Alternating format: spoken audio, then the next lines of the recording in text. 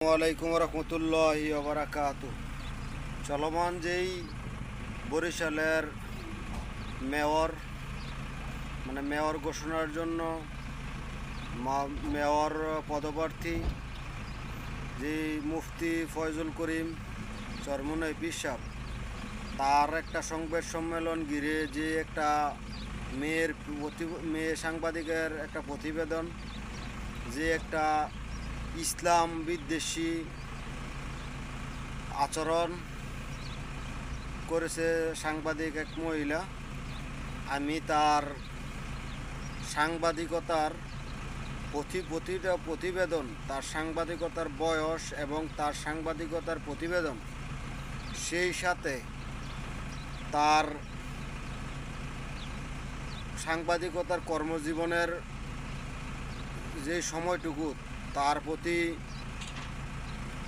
অনুসন্ধানের জন্য আবেদন জানাইতেছি বাংলাদেশ ইসলামী আন্দোলনের পক্ষ থেকে।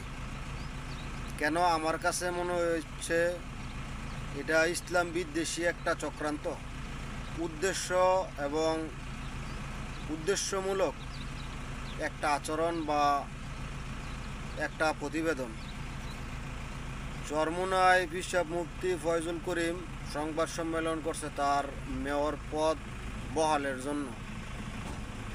তো ওই জায়গায় শত শত পুরুষ সাংবাদিক ছিল।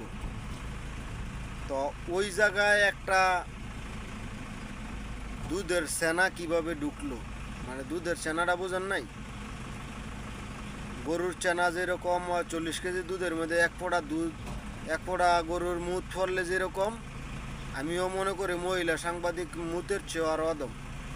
ইসলাম মহিলাদেরকে যতটুকু অধিকার দিছে, সম্মান দিছে, এর চেয়ে বেশি এই দুনিয়াতে আর কেউ দিতে পারবো না।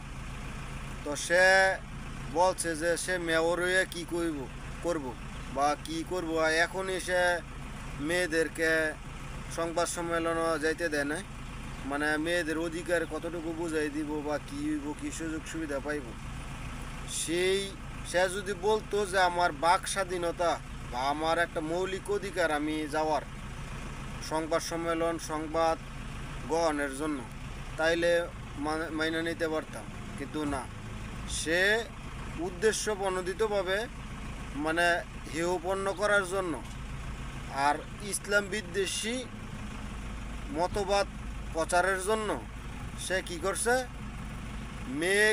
মেয়ে রূপে শয়তানকে সামনে আইনা সে রাজনীতিক একটা চক্রান্ত চালাইল। তো আমি আর তীব্র নিন্দা এবং প্রতিবাদ জানাই। যদি পারেন ভিডিওটা অবশ্যই বেশি বেশি শেয়ার করে দেবেন।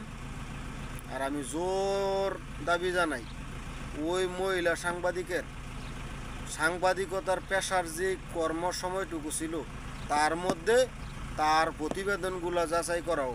আমার কাছে মনে হয় এটা একটা উদ্দেশ্যমূলকভাবে ইচ্ছাকৃত একটা ষড়যন্ত্র, ইন্ডিয়ার হোক আর বাইরের হোক আর যার হোক।